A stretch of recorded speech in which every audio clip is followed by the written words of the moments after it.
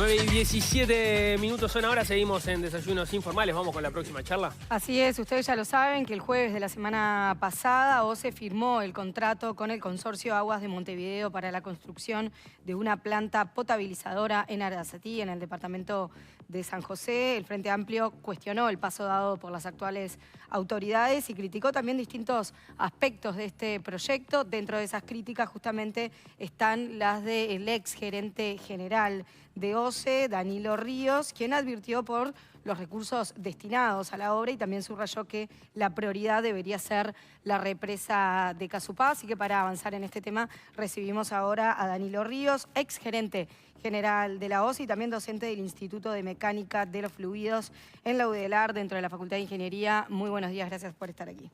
Muy buenos días, gracias por la invitación. Bienvenido. Tal vez empecemos por conocer un poco cuál es la visión general que tiene usted sobre el proyecto que en teoría avanzaría. Bien, a veces es un poco difícil para posicionarnos en el tema y hacerme más fácil el diálogo con ustedes. Lo que me gustaría decir al principio que Casupá, el proyecto de Casupá y el proyecto de Arasatí, es muy difícil de compararlos, es hasta absurdo compararlos, porque son proyectos completamente diferentes y que tienen objetivos diferentes. Uno es, el Casupá es un proyecto que es un componente del sistema de abastecimiento actual y el proyecto Arasatí, el proyecto Neptuno, es un sistema de producción nuevo, diferente, independiente, que involucra todos los componentes del sistema de producción, es decir, una toma nueva, una fuente nueva, una planta nueva y una conducción al sistema de Montevideo. Son dos sistemas, dos proyectos que no se pueden comparar. Lo que sí lo que tenemos que analizar es analizar cuáles son las prioridades del sistema de abastecimiento de Montevideo. Y por suerte la realidad nos dio una mano y nos ayuda a definir este tema en función de lo que vivimos en el año 2023, que fue una faltante de agua en el sistema de abastecimiento actual, que es la planta Aguas Corrientes. Y bueno, esa es la prioridad de alguna manera, pero eso no significa que podamos comparar esa prioridad en un sistema de abastecimiento actual con un proyecto que es totalmente nuevo. Ese proyecto que es totalmente nuevo se podría comparar con otras alternativas para ese proyecto, pero no con esa necesidad que tenemos ahora, que es aumentar la capacidad de tratamiento de la planta, digamos la disponibilidad de agua bruta de la planta Aguas Corrientes. ¿Pero esa es la prioridad o la prioridad es, porque acá puede haber también ya dos opiniones, encontrar una fuente nueva y una planta nueva? No, la prioridad es, a ver, los ingenieros tenemos dificultades de comunicación y no escapo a esa media. Voy a tratar de hacer un paralelismo, quizás un poco burdo, pero a ver si nos podemos entender. Si yo estoy manejando un auto y me estoy quedando sin nafta, la solución no puede ser me compro un auto que tenga el auto lleno, sino que lo primero es recargo nafta en mi auto y después me pongo a pensar si preciso un auto lleno. Tengo tiempo para hacerlo, porque si construimos la represa de Casupá, que es urgente ahora, pero también era urgente hace 10 años. Si tenemos la represa de Casupá, tenemos un respiro para analizar otro tipo de soluciones y no salir a las corridas a tratar de ubicar una solución que no ha sido discutida y que de todas las alternativas que han surgido y que se han evaluado de 1970 a la fecha, ninguna de las alternativas, ninguno de los estudios independientes que se hicieron dio como resultado que para Montevideo la mejor opción sea tomar agua del Río de la Plata. Ahora, usted dice que la realidad nos ayuda a razonar y yo creo que tiene razón y la sequía fue una gran ayuda a plantear este tema, pero hubo otro episodio menos publicitado de alguna manera, pero que acá lo dijo creo que Castañino, que la inundación que tuvimos a posterior de la sequía, que tuvimos inundaciones muy grandes, estuvo a punto de dejar de hacer funcionar la planta potabilizadora de Aguas Corrientes. Y si eso hubiera ocurrido, nos hubiéramos quedado sin nada, sin planta potabilizadora. Estuvo cerca porque las inundaciones de 2019 y 2022 fueron entre las 3 o 4 más importantes de toda la historia del abastecimiento de agua desde 1871. La más grande fue en 1900. Es cierto lo que dijo Castañino, pero ahí vuelvo a lo mismo. La planta de Aguas Corrientes es una planta que tiene más de 150 años y si tenemos una falla en ese sentido con respecto a las inundaciones, hay medidas de mitigación para protegernos de las inundaciones. Es decir, elevar, la última subestación que se construyó en Aguas Corrientes justamente contempla ese tipo de cuestiones, es decir, está una cota elevada Y hay medidas de mitigación, como por ejemplo levantar algunos tableros eléctricos, algunas subestaciones, alimentar la parte eléctrica de otro lugar, y que todo eso tiene un costo insignificante respecto a lo que sería construir una nueva planta, que tampoco voy a decir, y nadie lo puede decir, que tener otra planta no sería algo necesario, algo bueno. Nadie lo va a decir. Pero tenemos que ver cuáles son las prioridades. Y con respecto a las inundaciones, hay medidas de mitigación que se pueden implementar y que hay que hacerlas. No podemos solucionar ese problema de inundaciones construyendo otra planta como prioridad, porque si se nos inunda esa otra planta, va a quedar el 70% de la producción fuera de servicio. Pero son medidas de mitigación que lograrían garantizar que una inundación de ese nivel o un poco mayor, porque podría ocurrir, ¿la planta seguiría funcionando? ¿Son Sí, de claro, ese nivel? se puede aumentar muchísimo la seguridad con respecto a las inundaciones. Hay que hacerlo, más allá de que sea necesario construir otra planta en el futuro. Eso hay que hacerlo porque la planta de aguas corrientes va a seguir siendo la principal planta del sistema de abastecimiento de Montevideo. Y además es una planta muy robusta que nunca nos dejó a pie.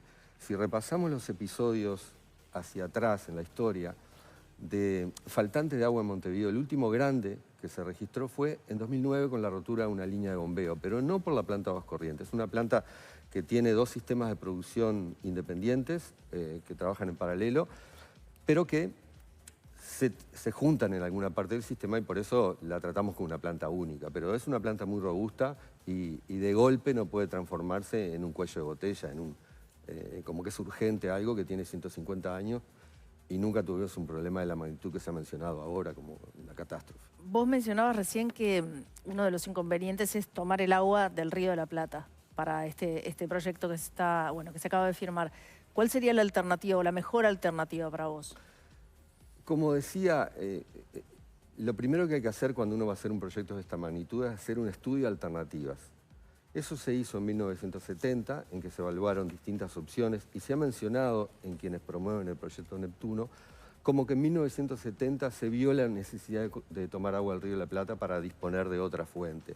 Ese estudio en 1970 en realidad sí estudió como primera opción, como primera vez, digamos, la utilización del Río de la Plata como fuente, pero no dijo que era la mejor opción. Es más, como resultado de ese estudio, la obra siguiente que se construyó fue la represa de Paso Severino, en el río Santa Lucía Chico.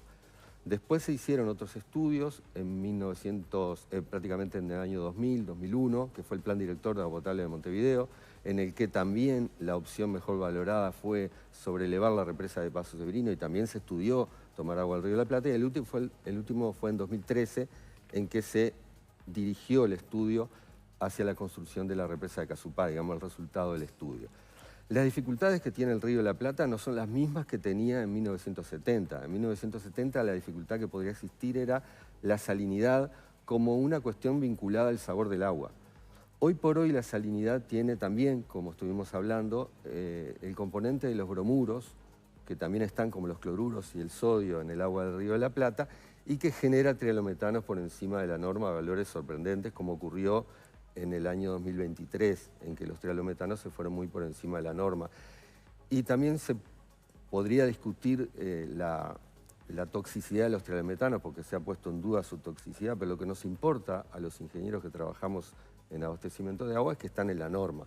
Están en las guías de la OMS y están en la norma uruguaya. Entonces ese es uno de los riesgos que tiene tomar agua en ese punto de Arasatí. A diferencia de las cianobacterias, por ejemplo, en el caso de los trialometanos, por lo que nos decía antes de comenzar la entrevista fuera de micrófonos, una vez que están, no se pueden tratar a través de los mecanismos de potabilización. Las cianobacterias son otro de las dificultades que se encuentran en el Río de la Plata, muy superior a los problemas que podemos tener en la cuenca del río Santa Lucía. El río Santa Lucía, el último episodio masivo de rechazo del agua por problemas de cianobacterias fue en 2013 y duró aproximadamente unos cuantos días, unos 4 o 5 días. Ahí empezó a discutirse, de hecho, o a darse los pasos para ir hacia la opción de Casupá. Ahí fue que se hizo un estudio completo de alternativas, incluido el Río de la Plata, y salió como resultado la construcción de la represa de Casupá. A tu pregunta, efectivamente, los trialometanos hay que evitar su formación, porque tratarlos es técnicamente muy complicado y no existe la tecnología para eliminarlos luego que se forman. O sea, hay que tratar de que no se forman, es decir, que el agua que estamos tratando no tenga algún componente, algún compuesto que me potencie la formación de los trialometanos. ¿Y eso lo hace el agua salada? Eso, el agua salada, hace que los teleometanos sean mucho más difíciles de tratar. De hecho, el episodio entonces del 2023 que usted recordaba, donde los trialometanos se volvieron célebres a partir de aquella conferencia de prensa de la intendenta del momento, Carolina Cose, tenían que ver con que estaba entrando agua del Río de la Plata al cauce del Santa Lucía. Exactamente. El agua que se estaba tomando de aguas abajo de la represa, el Río de la Plata ingresó hacia aguas arriba y comenzó a aumentar paulatinamente la salinidad, los cloruros y el sodio. Y además de ello, los bromuros, que fueron los responsables de la generación de trialometanos por encima de la norma. Igual Arasatí estaría más al oeste que ese episodio, ¿no? Sí, totalmente, pero de todos modos, cuando se presentó el proyecto Arasatí, la resolución del directorio decía tomar agua dulce en Arasatí. Es que no se conocía realmente cómo era la calidad del agua en Arasatí. Porque cuando uno va a hacer un proyecto de esta envergadura, tiene que tener por lo menos un año de estudio de calidad de agua. Y en ese momento no se tenía. Había unos muestreos aislados de la década del 90 o principios de los años 2000. Y se colocó una sonda por parte del consorcio y por parte de OCE y se vio que había alternancia de agua dulce y salada en ese punto. Tal es así que creo que fue en 2022 al principio. Los 3 primeros meses tuvieron salinidad por encima de la norma en ese punto. Y dentro de las opciones que se han manejado, porque aparentemente hay cierto grado de flexibilidad por parte de la empresa de hacer algunas pequeñas modificaciones al proyecto, está bueno que haya una toma secundaria algunos kilómetros hacia el oeste, creo que se manejan 80 kilómetros hacia el oeste. Eso, tener otra toma un poco más arriba en el estuario, ¿podría mejorar la situación? Conozco a través de la prensa que se ha comentado algunas opciones que se están manejando. Lógicamente que eso hay que analizarlo en su conjunto, ¿no? Porque una toma hacia el oeste bajaría la probabilidad de tener salinidad, o sea, bajaría el número de días de tener salinidad, pero aumentaría el costo también. Entonces hay que sopesar todo eso. Yo escuché la posibilidad de colocar una toma en Riachuelo, que son 80 kilómetros más hacia el oeste. Ahí sí la salinidad sería un problema quizás menor, pero debería salir como 100 millones de dólares más por lo menos. Y eso hay que contemplarlo, lógicamente. Y en definitiva, entonces, ¿tú entendés que el objetivo de garantizar una segunda fuente alternativa de agua potable para Montevideo, Arasatí no lo cumple? No lo cumple. Generando... A mi entender no lo cumple. Hay otras opciones mejores. ¿Cuáles? Que se debieron evaluar. ¿Cuáles serían? Bueno, en primer lugar, yo diría que, por más de lo que yo diga acá hoy, lo que correspondería sería hacer la represa de Casupá para llenarle el tanque de nafta, como dijimos, a la planta Aguas Corrientes y llenárselo de agua, por supuesto, y después tomarnos un respiro para discutir cuál es la solución mejor y no salir también a construir otra cosa a las apuradas, sino que hay un respiro, hay un tiempo como para pensar cuál es la mejor solución. La mejor solución pasa por evaluar opciones en el río Santa Lucía y comparar con esta opción del río de la Plata. Esa sería la opción. Y yo me inclino... Opciones en Santa Lucía con otra planta potabilizadora. Bueno, hay que diferenciar lo que es la necesidad de una planta y lo que es la necesidad de otra fuente. La represa de Casupá, el embalse de Casupá, no es otra fuente. Es un componente del sistema actual que va a aumentar la disponibilidad de agua para la planta de Aguas Corrientes. ¿No es una debilidad seguir siempre con la misma fuente? Bueno, no es otra fuente. La única fuente que tenemos es el río Santa Lucía en la toma en Aguas Corrientes.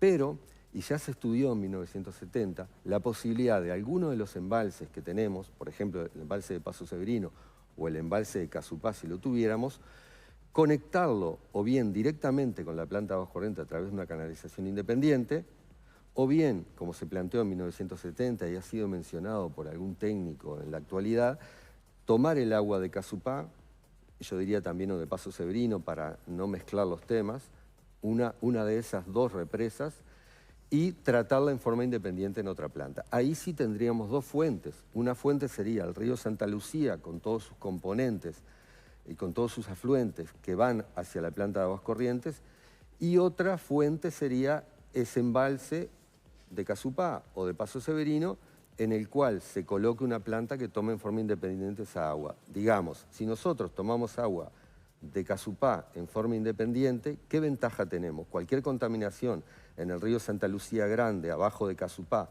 o en el río Santa Lucía Chico o en Paso Severino, la podríamos evitar. Y viceversa, si tomáramos el agua de la represa de Paso Severino y la tratáramos independiente, cualquier contaminación en Casupá, en el río Santa Lucía Grande o en el arroyo Canelón Grande, se podría evitar. Y ahí tendríamos dos fuentes, porque hay una cuestión que se ha confundido.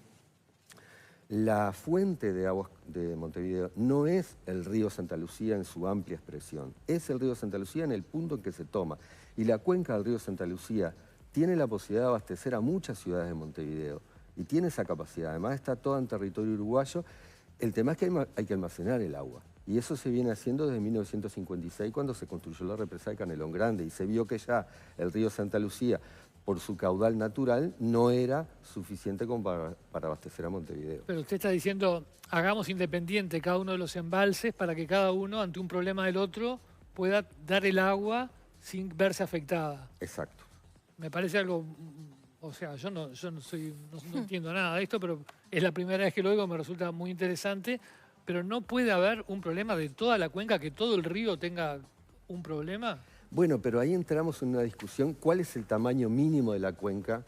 Porque si se quiere, digamos, vamos a poner también un ejemplo, ¿no? La ciudad de Colonia, que toma agua del río de la Plata, y la ciudad de Tacuarembó, que toma agua del río Tacuarembó. El río Tacuarembó vierte al río Negro y todo termina en el río de la Plata. O sea, la ciudad de Tacuarembó y la ciudad de Colonia están en la misma cuenca. Es una cuenca enorme, pero están en la misma cuenca. Bueno, está, todo el cono sur está en la cuenca del río de la Plata. Digo. Entonces por eso le pregunto yo, ¿cuál es el límite menor de cuenca? O sea, si el río Santa Lucía, la cuenca Santa Lucía, es chica para abastecer a Montevideo, para tener 2 tomas en esa cuenca.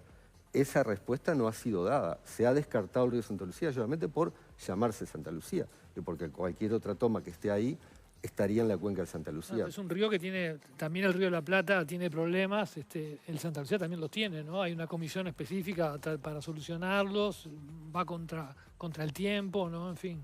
También los tienes, pero las dificultades que ha tenido el río de la Plata son incomparables con las que tiene el río Santa Lucía. Por ejemplo, las dificultades con cianobacterias, las dificultades con salinidad, ni que hablar. Y como te dije, el último episodio masivo que tuvimos de dificultad en Montevideo con el río Santa Lucía fue en 2013. Un proyecto como el que habla, donde incluso, además de la llegada en paralelo del agua de las represas al área metropolitana, implique también otra planta potabilizadora. ¿Es un proyecto más caro o más barato que Arasatí? La ventaja es que se puede construir en etapas, y esa ha sido la historia de la administración OCE. OCE ha tenido aproximadamente unos 30 o más presidentes y directorios completos. Yo creo que todos no fueron ineptos. Es decir, las posibilidades que tiene OCE de construir un sistema completamente nuevo, como el proyecto Arasatí o uno equivalente, son casi nulas. Y lo ha dicho el ministro entrante, Ortuño, en reiteradas oportunidades. Entonces la estrategia que ha utilizado OCE a lo largo de todo el tiempo es ir por etapas. Entonces, construía esa represa de Casupá, y acá quiero hacer una puntualización, lo que dije recién con respecto al uso de Paso Severino o de Casupá, no es una propuesta, lo que estoy diciendo es que hay opciones que deberían evaluarse. Bien. Muy bien. Le quería hacer una pregunta más de otro tema. Hoy publico en el diario El Observador unos estudios de la propia Intendencia de Montevideo sobre el tema de presencia de enterococos en las playas de Montevideo. Usted, si no me equivoco, estuvo al cargo del saneamiento de Montevideo, Sí. ¿no? Son cifras, por ejemplo, las del año pasado, en algunas playas, dan por sobre los niveles aceptables de enterococos, según criterios del OMS, Playa Positos, Playa Buceo, Playa Santa Catalina. ¿Qué nivel? Bueno, y esto se puede sumar también al tema del río de la Plata como fuente de agua potable también. Pero ¿qué visión tiene del estado del río en las playas de Montevideo? ¿Y por qué nos pasa esto? La verdad que me agarra de sorpresa la pregunta, no te la podría responder. Sé que el sistema de Montevideo tiene un sistema de saneamiento muy bueno, pero no sé a qué obedece esa dificultad. No, realmente la escuché hoy de mañana y no te podría contestar. Sería un atrevido si lo hago. Bueno, muchas Muy gracias. bien. Daniel Ríos, ex gerente general de la OCE y también docente universitario del UDELAR, Facultad de Ingeniería. Muchas gracias por Danilo Ríos. Muy amable. Muchas gracias a ustedes. Muchísimas gracias. Muy amable. Gracias. Chao. Bien, ahora...